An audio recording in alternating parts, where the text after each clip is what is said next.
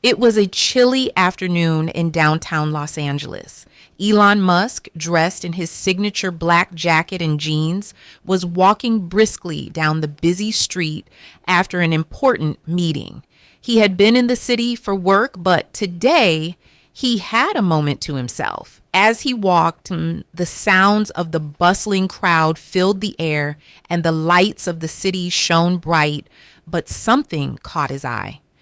Sitting on the sidewalk near a corner, huddled beneath a worn blanket, was a young boy. And his clothes were ragged, his face tired, and his eyes spoke of a life far beyond his years. A cardboard sign rested beside him, reading, "Hungry and homeless. Please help." Elon paused for a moment, something in the boy's eyes stopping him in his tracks. He could feel the cold, but it wasn't just the weather that sent a chill down his spine. The boy's expression was a mix of resignation and fear, as though he had given up hope. Without a second thought, Elon approached him. "Hey there, are you okay?" Elon asked gently, kneeling beside the boy. The boy looked up, startled by the presence of the billionaire. "I'm fine," he said quietly, clearly unsure how to respond.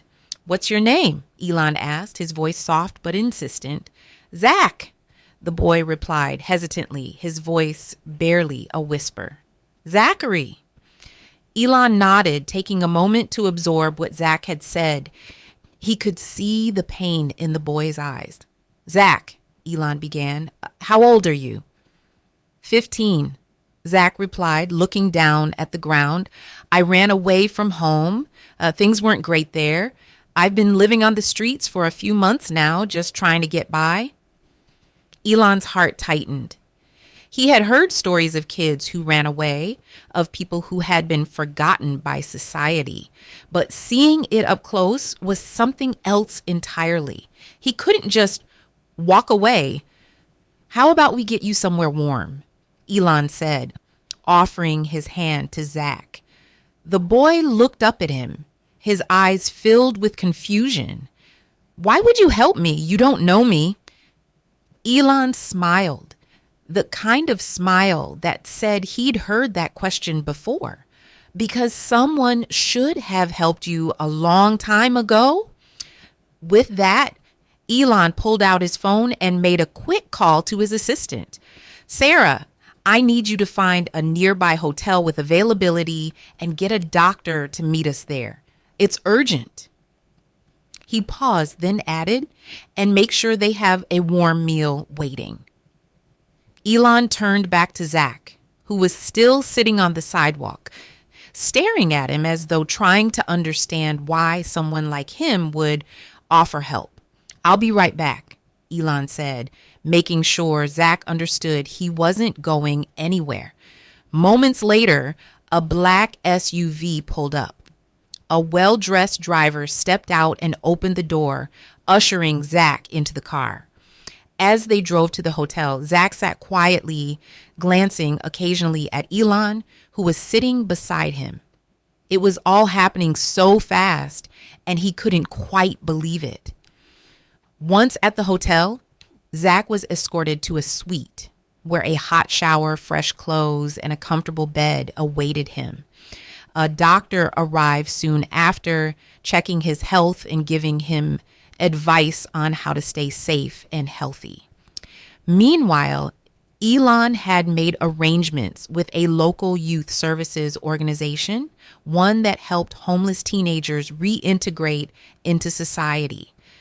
By the time they finished dinner, a representative from the group, a kind woman named Lisa, was there to speak with Zach. Lisa sat beside Zach, explaining that they would help him get a roof over his head, provide him with the necessary support, and even help him finish school. "You're not alone anymore," Lisa assured him. Zach, overwhelmed by the kindness he was receiving, looked up at Elon with a tearful smile. "I don't know how to thank you," he said quietly. Elon, standing by the door, simply nodded. "You don't have to thank me, Zach. You just need to promise me one thing. Don't give up. There's a lot more to life than what you've seen so far. Zach, with newfound hope in his heart, nodded, I promise. By the next morning, Zach had a new plan for his life. With the help of Elon's foundation and the youth services group, he had found temporary housing, enrolled in school, and even started counseling to help him process his past. Zach no longer felt alone in the world.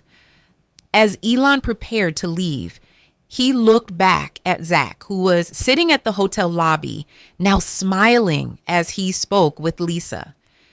You're going to do great things, Zach, Elon said with a reassuring smile.